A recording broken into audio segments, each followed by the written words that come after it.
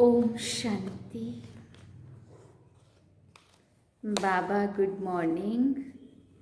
आज बाबा के 2 जनवरी 2023 बाबा के महावाक्य हैं।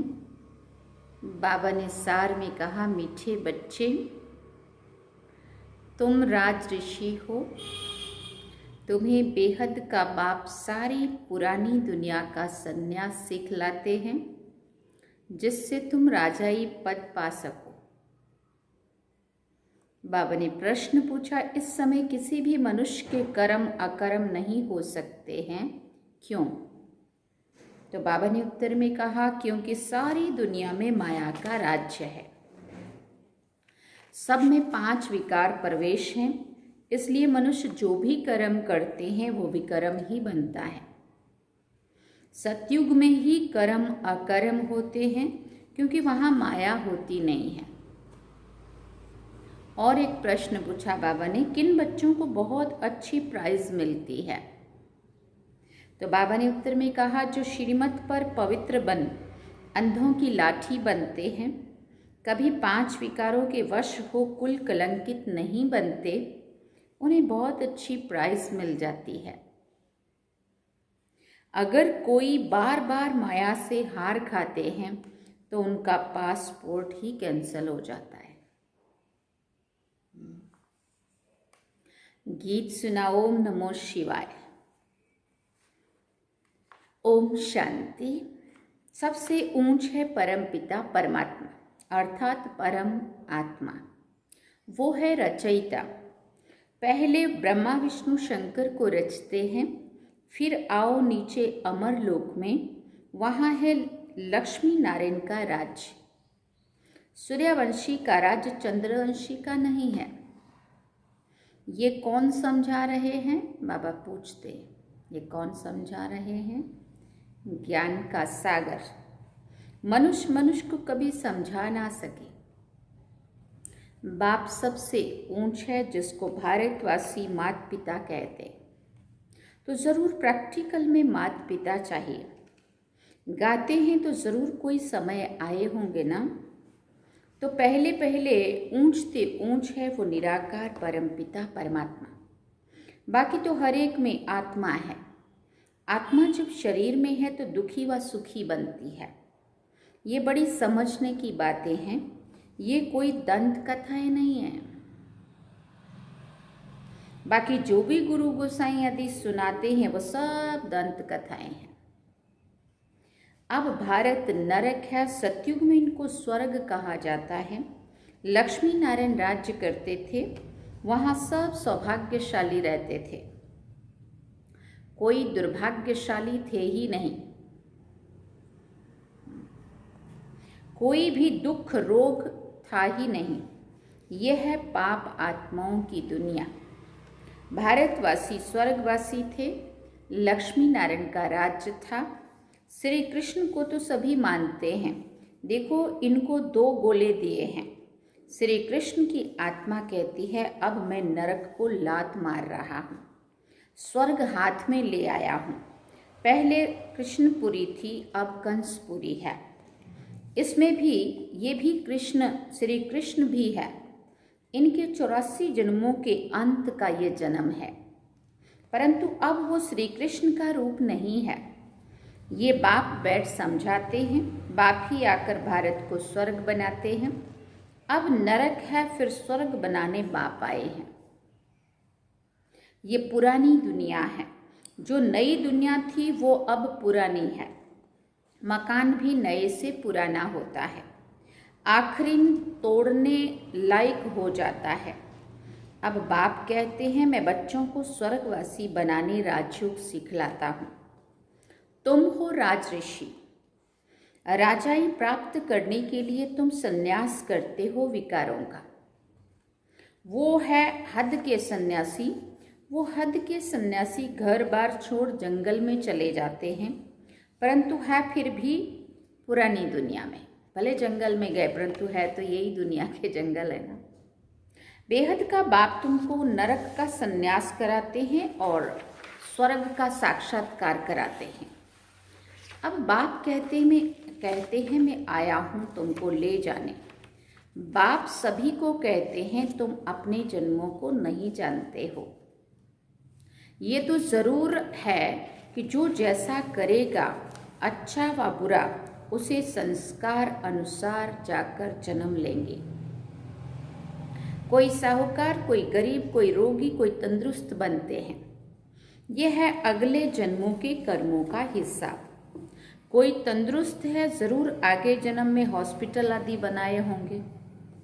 दान पुण्य जास्ती करते हैं तो साहूकार बनते हैं। नरक में मनुष्य जो भी कर्म करते हैं वो ज़रूर विक्रम ही बनेंगे, क्योंकि सभी में 5 विकार हैं।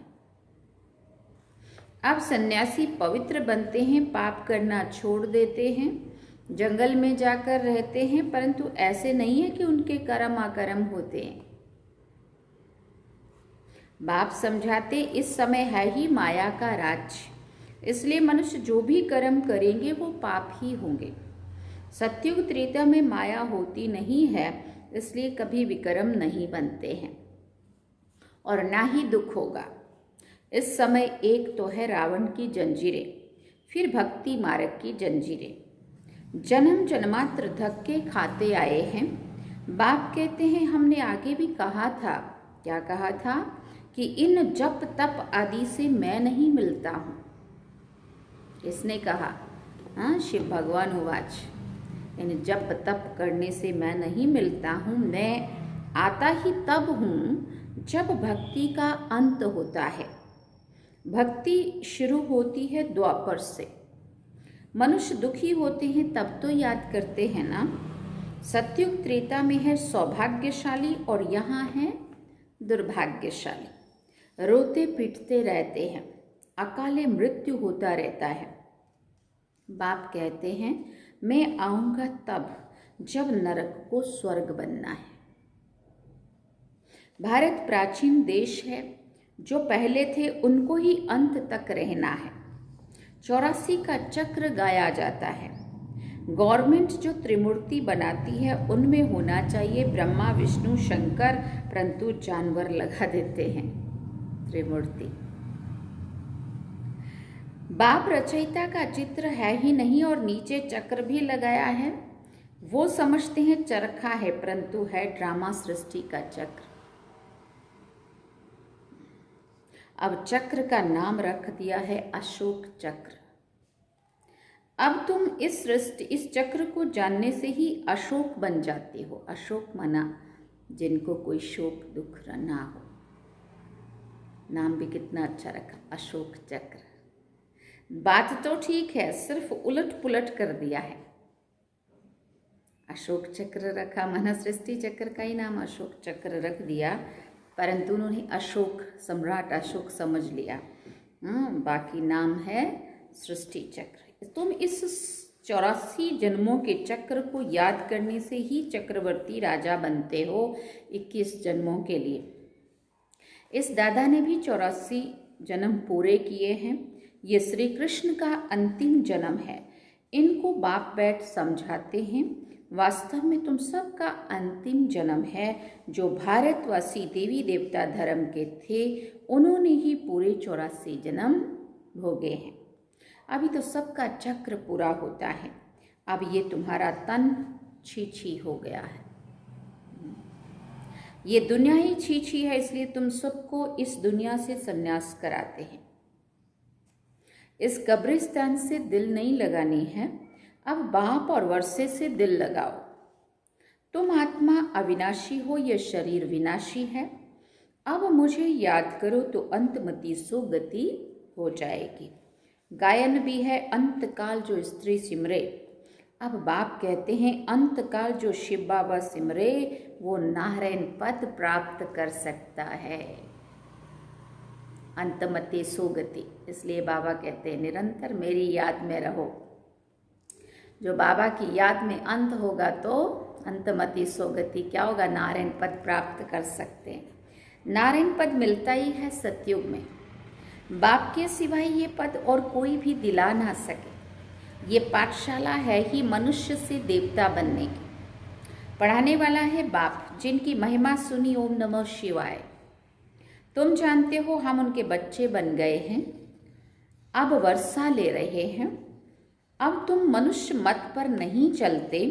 मनुष्य मत पर चलने से तो सब नरकवासी बन गए हैं। शास्त्र भी मनुष्यों के ही गाए हुए हैं अथवा बनाए हुए हैं। सारा भारत इस समय धर्म भ्रष्ट कर्म भ्रष्ट बन पड़ा है। देवताएं तो पवित्र थे। अब बाप कहते हैं अगर सौभाग्यशाली बनना चाहते हैं तो पवित्र बनो। प्रतिज्ञा करो बाबा हम पवित्र बन आपसे पूरा वर्षा जरूर लेंगे। ये तो पुरानी दुनिया खत्म होने वाली है। लड़ाई झगड़ा क्या क्या लगा पड़ा है। क्रोध कितना है, बॉम्ब्स कितने बड़े बड़े बनाए हैं। कितने क्रोधी और कितने लोभी बन गए हैं। वहाँ श्री कृष्ण कैसे गर्भ महल से निकलते हैं सो तो बच्चों ने साक्षात्कार किया है। यहाँ है गर्भ जेल, बाहर निकलने से माया पाप कराने लग पड़ती है। वहाँ तो गर्भ महल से बच्चा निकलता है तो रोशनी हो जाती है, बड़े आराम से रहते हैं।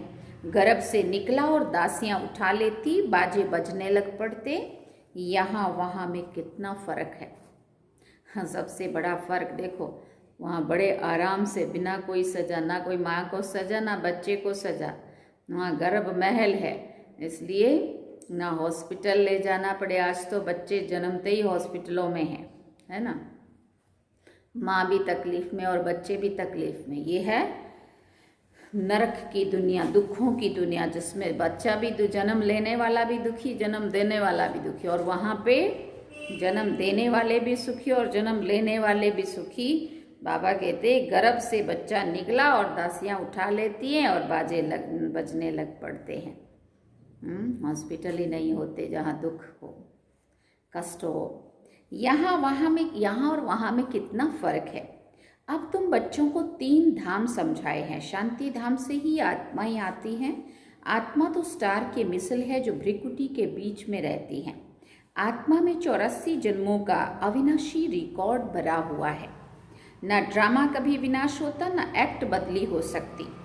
ये भी भंडार है। कितनी छोटी आत्मा में 84 जन्मों का पार्ट बिल्कुल एक्यूरेट भरा हुआ है। ये कभी पुराना नहीं होता है, नित्य नया है। हूबहू आत्मा से अपना वही पार्ट शुरू करती है। अब तुम बच्चे आत्मा सो परमात्मा नहीं कह सकते। हम सो का अर्थ बाप ही यथार्थ रीति समझाते हैं। वो तो उल्टा अर्थ बना देते हैं, या तो कह देते अहम ब्रह्मास्मि, हम परमात्मा हैं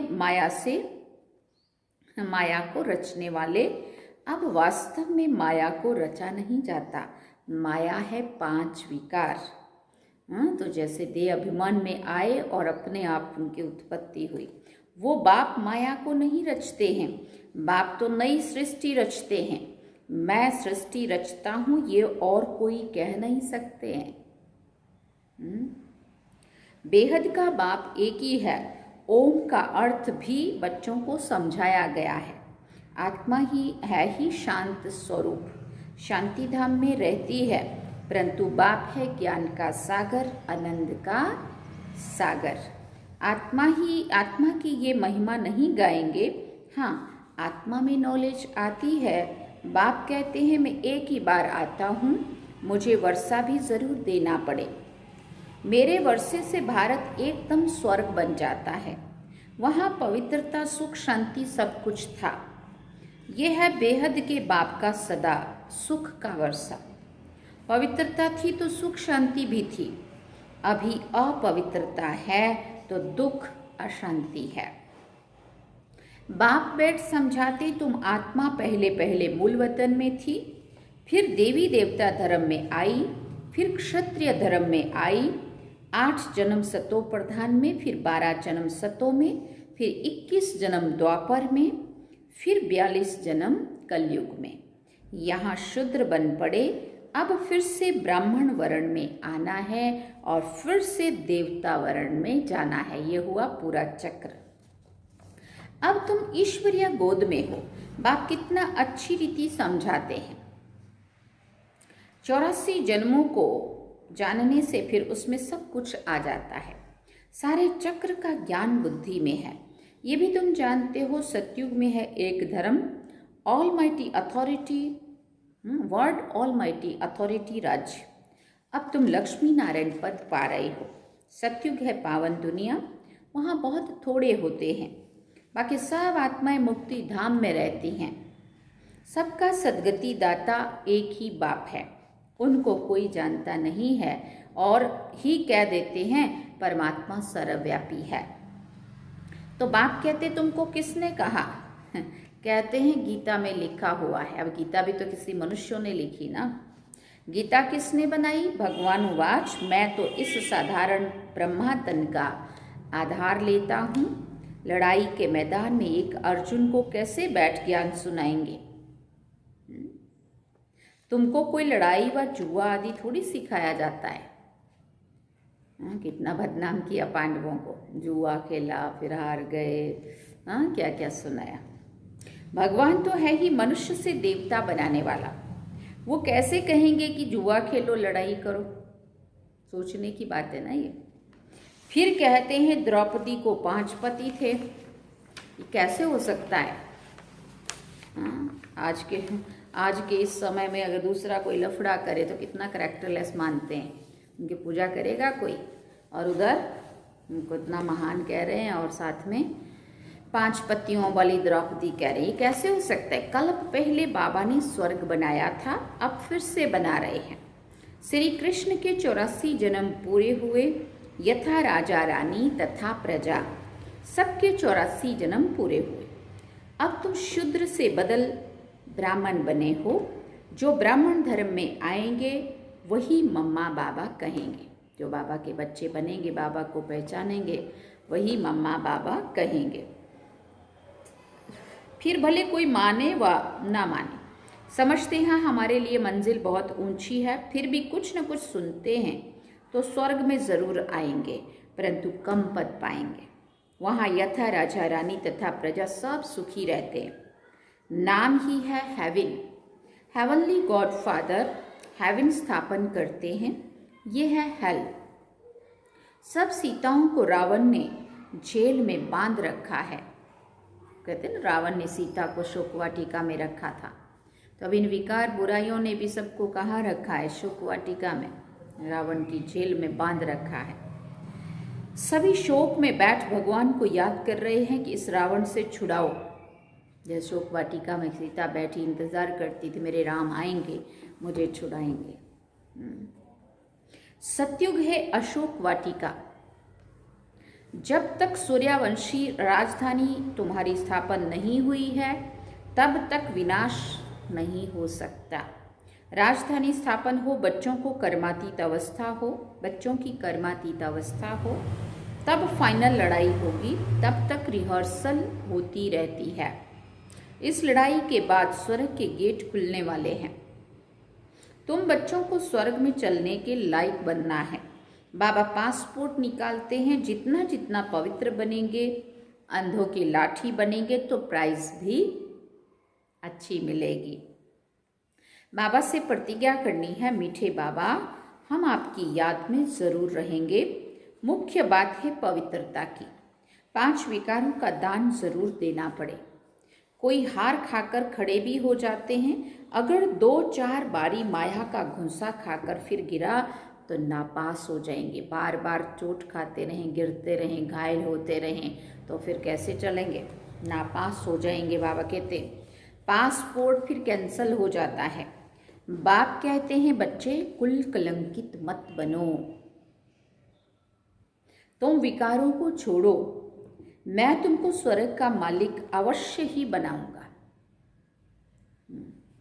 अच्छा, मीठे मीठे सिकिल दे बच्चों प्रति माता पिता बाप दादा का याद प्यार और गुड मॉर्निंग। रूहानी बाप की रूहानी बच्चों को नमस्ते।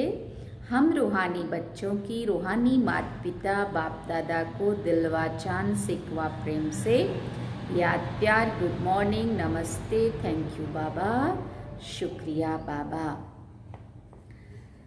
अवधारणा के लिए मुख्य सार है। पहला पॉइंट, सौभाग्यशाली बनने के लिए बाप से पवित्रता की प्रतिज्ञा करनी है। इस छी पतित दुनिया से दिल नहीं लगानी है।